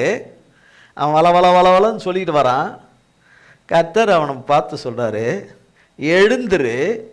வார்த்தை எழுந்துரு, உன் படுக்கையை எடுத்துக்கோன்றார். படுக்கைன்னா பாய். 38 வருஷமா அவன் படுத்து கிடக்கிறான்னா அந்த பாய் எந்த நிலையில் இருக்கும்? அவன் போத்திருக்கிற போர்வை என்ன நிலையில் இருக்கும்? அவன் துணிமணி எந்த நிலையில் இருக்கும்? அவன் சரீரம் எந்த நிலையில் இருக்கும்? மகா துர்நாற்றம் வீசி கொண்டு இருக்கும். குளிக்க முடியல, கழுவ முடியல, தன்னை சுத்தமாக்கி வெளிப்பிரகாரமான சரீரத்தை சுத்தமாக்கி கொண்டிருக்கவும் அவனால் இருக்க, பல்லும் வளைக்க மாட்டான். பலவிதமான இதுகளெல்லாம் துர்நாற்றம் அவனுக்குள்ளே வீசிக்கொண்டு அவனுக்குள்ளே இருக்கும். எழுந்துரு, நல்லா கேளுங்க. 38 வருஷமா முடியாதவன் கர்த்தர் சொன்ன வார்த்தையை கேட்டுட்டான். எழுந்துருன்னு சொன்ன வார்த்தையை கேட்டான்ல, எழுந்துருன்னு சொன்ன வார்த்தை அவனுக்குள்ள போயிடுச்சு இல்ல, கேட்டான்ல. எழுந்துரு, உன் படுக்கையை எடுத்துக்கொண்டு, உன் படுக்கையை எடுத்துக்கோ, நட. 3 தான். எழுந்துரு, எடுத்துக்கோ, நட. இது யார் செய்யணும்?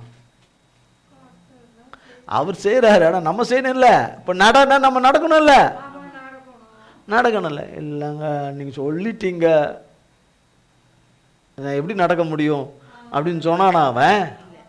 இல்லை, அவனுக்கு 1000 குறை இருந்தாலும் தேவனுடைய வல்லமையான வார்த்தையின் கிரிய செயல் உள்ள வருது. உடனே அந்த மனுஷன் சொஸ்தமாகி நடந்து போனான். அங்கே இருக்கிறவனுங்களுக்கெல்லாம் எப்படி இருந்திருக்கும் இல்லையா? மகாபரிய பிரமிப்பும் காரியங்கள் உண்டாயிருக்குமா? யாருக்காதா? ஆயிடுச்சு. இப்போ அவன் எடுத்துட்டு அவன் கிளம்பிட்டான். ஏசப்பா அங்கே வார்த்தையை சொல்லிட்டு ஏசப்பா கடந்து போயிட்டாங்க. ஆனால் அங்கே உள்ள இந்த யூதர் பொல்லாதவர்கள், இந்த வேதவாரர்கள், இந்த பரிசேயர்கள் பொல்லாதவர்கள், இவங்க என்ன சொல்கிறாங்க? அவன் எப்படி படுக்கையை எடுத்துக்கிட்டு போகலாம், நல்லா போகலாம், இது ஓய்வு நாளாச்சுன்னு. 38 வருஷமா இருக்கிறானே. எத்தனை வருஷமா கிடக்கிறான்? அதை யாரும் என்ன செய்யல, நினைக்கல. எப்போதும் அற்புதமான சுகத்தை கொடுக்க தேவன் மனிதனாய் வந்திருக்கிறார, அதை நினைக்கல. அவன் கிளம்பி போயிட்டான். பிறகால இயேசு அவனை பார்க்கிறார். அவனை ஒரு இடத்துல பார்க்கிறார். 14ஆம் வசனம், அதற்கு பின்பு இயேசு அவனை தேவாலயத்திலே கண்டு, இதோ நீ சொஸ்தமானாய், அதிக கேடானது உனக்கு வராதபடி இனி பாவம் செய்யாதே என்றார். அப்போ அவன் படுத்த படுக்கையாக கடந்தது எதன் அடிப்படையில்? பாவத்தினால கட்டப்பட்டது. பாவத்தை மன்னிக்கிறவரும் அதை பரிசுத்தமாக்கி சுத்தமாக்கிற கர்த்தர் சொல்றாரு, இனி அதிக கேடானது திரும்ப என்ன செஞ்சிடாத அப்படின்னு அவர் சொல்றாருன்னா அதற்கு என்ன அர்த்தம்? அவன் திரும்ப அந்த மாதிரி பழைய பாவத்துக்கு போவான் என்பதனால அறிஞ்சிருக்கிறதுனால எச்சரிக்கையா சொல்றாரு, அதிக கேடானது திரும்ப வந்துடக்கூடாதுன்னு. புரியுதுங்களா? அதிக கேடானது உன்னிடத்தில் காணப்படாமல் இருக்கும், வராமல் இருக்கணும்னு சொல்கிறாருனாலே அப்போ வரத்துக்கான வாய்ப்புகள் இருக்கிறத அவர் பார்க்கறதுனால தான் சொல்கிறார், வரக்கூடாது, அதை வர விட்டுறாத அப்படிங்கிறார். இந்த பெற்றுக்கொண்ட சுகத்தை, விடுதலையை இழந்துடாத. அந்த கூனியை நிமிர பண்ணும் போதும் இயேசுவை விரோதித்தவர்கள், பகைத்தவர்கள் வெட்கப்பட்டார்கள் என்று சொல்லப்பட்டிருக்கு லூக்கா 13ஆம் அதிகாரத்தில். இங்கே இவரை அற்புதத்தை செய்ததுனால, இந்த அற்புத காரியத்தை செய்ததுனால, கிரியை செய்ததுனால இயேசுவை கொலை செய்ய தேடினார்கள் என்று, கொலை செய்ய இயேசுவையே அப்படி விரோதிக்கிறார்கள் என்றால், பகைக்கிறார்கள் என்றால், அவருடைய வார்த்தையை சுமந்து செல்கிற கழுதைகளை எவ்வளவு பகைப்பார்கள். ஐயா அம்மா சொன்னது தேவ ஆவியானவர், என் மேலே எரிச்சல் அடையாதீங்க, என் மேலே கோபம் அடையாதீங்க, போய் தேவனிட்ட போய் முட்டுங்க, போய் முட்டி மண்டையை உடச்சிக்குங்க, தேவனிட்ட போய் முட்டி மண்டையை உடச்சிக்குங்க, மண்டையை உடச்சிங்க. தேவன் நம்மை நன்றாவதற்காக, நாம் உருக்குலைந்த இந்த நிலையில இந்த நிலைமையை மாற்றுறதுக்காக, சீரழிந்த இந்த நிலைமையை மாற்றுறதுக்காக, சிக்கலான இந்த நிலைமையை மாற்றுறதுக்காக, விழுந்த இந்த நிலைமையை மாற்றுறதுக்காக கர்த்தர் நம்மோடு இடைப்பட்ட வார்த்தைகள். 18 வருஷம் உள்ளவனுக்கும் உள்ள மகளுக்கும் கர்த்தர் ஆபரகாமன் குமார்த்தியை விடுவிப்பது அவசியம் இல்லையா என்று சொல்லி செய்த தேவன், 38 வருஷமாய் வெகு காலமாய் இவன் இருக்கிறானே என்று அறிந்து அவனை விடுவித்து அவனுக்கு எச்சரிக்கையும் கொடுத்த தேவன் அநேக வருஷங்களாய் மீள முடியாத அவருடைய பிள்ளைகளுக்கு, அவரை நோக்கி கூப்பிட்டு கொண்டிருக்கிற பிள்ளைகளுக்கு அவர் வருவது அதிக நிச்சயம் அல்லவா? அவர் தாம் சொன்ன வார்த்தையை நிறைவேற்றுவது அதிக நிச்சயம் அல்லவா? அவர் தமது நாமத்தை எந்த விதமாய் மகிமைப்படுத்தி கொள்ள வேண்டுமோ அந்த விதமாய் அவர் பிள்ளைகளிலே அவர் மகிமைப்படுவது அதிக நிச்சயம் அல்லவா? எவ்வளவேனும் பொய் உரையாத தேவன், சத்தியம் உள்ள தேவன், சத்தியம் தவறாத தேவன், தம்முடைய பிள்ளைகளை விட்டு விலகாத தேவன், சத்ருவின் விருப்பத்துக்கும் சத்ருவின் மனுஷருடைய கருத்துக்கும் ஒப்புக்கொடாத தேவன், சர்ப்பங்களுடைய கொடூரமான எண்ணங்களுக்கும் விருப்பங்களுக்கும் ஆலோசனைகளுக்கும் சர்ப்பத்தின் மனுஷருடைய ஆலோசனைகளுக்கும் ஒப்புக்கூடாத தேவன். நம்ம வீம்பு பிடிச்சிக்கிட்டு கர்த்தரை ஏற்று நிற்கக்கூடாது. நம்ம அறியாமல செஞ்சிட்டோம் அது வேற, ஆனால் அறிஞ்சு செய்யினா தண்டனை அதிகம். நம்ம அறிஞ்சு நம்ம தேவனை நான் இல்லாமல் தேவன் இல்லைன்னு நினச்சோம்னா நம்மளை போல ஒரு பரிதபிக்கிறவங்க யாருமே இருக்க முடியாது. ஏன் உதவி இல்லாமல் தேவனால் எதையும் செய்ய முடியாதுன்னு நினச்சோம்னா நம்மளை போல ஒரு சாத்தான் வேற யாருமே இருக்க மாட்டோம். தேவன் இல்லைன்னா நம்ம இல்லை, தேவன் இல்லைன்னா ஒரு நிமிஷம் கூட நம்ம கிடையாது. அப்போ ஏன் எனக்குள்ள இருக்கிற அந்த சுயத்தை நான் கொடுக்க மாட்டேங்கிறேன்? என்கிட்ட இருக்கிற அந்த சுயநலம் என்கிட்ட இருக்கிறத கர்த்தர்கிட்ட கொடுத்துடணும்ல. என் இடத்துல சுயம் என்கிற விதத்தில் என்னென்ன இருக்கோ அது யார்கிட்ட கொடுத்துடணும்? கர்த்தர்கிட்ட கொடுத்துடனா, கர்த்தாவே நான் உங்கள் கையில் என்ன கொடுக்குறேன், நீங்கள் எடுத்துருங்கன்னு. அவர் தான் எடுக்க முடியும் உள்ளே இருந்து, இல்லையா? நான் எப்படி கர்த்தருடைய வார்த்தையை கேட்டேன், எப்படி கர்த்தருடைய வார்த்தையை நான் உள்வாங்கி கொண்டேன் அல்லது அதை எதிர்த்தேன்றதையும் அவர் பார்க்குறாரு. கர்த்தர் நமக்கு ஆசீர்வாதமாக தான் பேசியிருக்காரு, நமக்கு கிருபையுள்ள வார்த்தையை தான் கொடுத்துருக்கிறார், நமக்கு நன்மையை பலனளிக்கிற வார்த்தையை தான் கொடுத்துருக்கிறார் கர்த்தர். அவர் மட்டும்தான் இதை கொடுக்க முடியும். அது நம்ம ஒவ்வொருவருக்கும் கொடுத்துருக்கிறார். அவர் சொன்னபடியே செய்வார், இல்லையா? இதுக்கு மேலே போயிட்டோம்னா இங்கேயே நீங்கள் என்ன செஞ்சிருவீங்க? சாஞ்சிருவீங்க. கர்த்தருக்கு கோடி கோடி ஸ்தோத்திரம். கர்த்தர் இந்த வார்த்தைகளை நம்ம ஒவ்வொருவருக்கும் பல கோடி மடங்காய் ஆசீர்வதிப்பாராக. ஜெபம் செய்வோம். எங்கள் அன்பின் பரலோக பிதாவே, கர்த்தராகிய இயேசு கிறிஸ்துவின் மூலம் உம்மண்டையிலே வருகிறோம். தந்தையாகிய தேவனே, நாளிலும் வேளையிலும் ஆண்டவரே, நீங்கள் வரணும் இயேசப்பா. நீங்கள் உம்முடைய ஆவினாலே நிரப்பணும், உங்கள் அபிஷேகத்தினாலே நிரப்பணும், உம்முடைய தெய்வீக பிரசன்னத்தினாலே நிரப்பி ஆண்டவரே எங்கள் உள்ளமாகிய பாத்திரங்கள் உம்மாலே நிரம்பும்படி கிருபை செய்யுங்கன்னு திறந்து கொடுத்த உள்ளத்துக்கு, திறந்து கொடுத்த மனதுக்கு, திறந்து கொடுத்த இருதயத்துக்கு நீர் நிரப்பினீர். அதற்காய் கோடி கோடி கோடி கோடி ஸ்தோத்திரம். இந்த நாளிலே உம்முடைய பரிசுத்த நாமம் ஆண்டவரே மகிமைப்பட்டதற்காக, மகிமையின் தேவனே, மகிமையின் ராஜாவே, உம்முடைய நாமம் மகிமைப்பட்டதற்காய் கோடி, உம்முடைய பிள்ளைகளிலே மகிமைப்பட்டதற்காய் கோடி கோடி ஸ்தோத்திரம். மகிமைப்படாத பிள்ளைகள் இருப்பார்களானால் அவர்கள் மூலமாகவும் உம்முடைய நாமம் ஏற்ற வேளையிலே மகிமைப்பட கர்த்தர் கிருபை செய்வீராக, கிருபை செய்வீராக. உம்முடைய வார்த்தையிலே நாங்கள் நிலைத்து நிற்க எங்களுக்கு கிருபை செய்யும். எங்களுடைய தேவைகள் எல்லாம் உமக்கு தெரியும். அனைத்தும் உம்முடைய அற்புதமான செயல்களாலும் கிரியைகளினாலும் அதிசயத்தக்க விதமாய் செய்து கர்த்தர் வார்த்தையில் உண்மை உள்ளவர் என்பதை, கைவிடாதவர் என்பதை மெய்ப்பித்து உம்முடைய நாமத்தை உம்முடைய பிள்ளைகளாகிய எங்கள் ஒவ்வொருவரிலும் மகிமை மகிமை மகிமைப்படுவீராக. உமது கரத்துக்குள்ளே எங்களை ஒப்பு கொடுக்கிறோம். இயேசு கிறிஸ்துவின் மூலம் ஜெபிக்கிறோம் பிதாவே. ஆமேன், ஆமேன், ஆமேன். என் ஆத்துமாவே கர்த்தரை ஸ்தோத்ரி, என் முழு உள்ளமே பரிசுத்த நாமத்தை ஸ்தோத்ரி. என் ஆத்துமாவே கர்த்தரை ஸ்தோத்ரி, கர்த்தர் செய்த சகல உபகாரங்களை மறவாதே. ஆமேன், ஆமேன், ஆமேன். கர்த்தராகிய இயேசு கிறிஸ்துவின் கிருபையும் பிதாவாகிய தேவனுடைய அன்பும் பரிசுத்த ஆவியானவருடைய அன்யோன்ய ஐக்கியமும் பராமரிப்பும் பாதுகாவலும் என்றென்றைக்கு நம் அனைவரும் கூட சதா காலங்களுக்கும் நிலைத்திருப்பதாக.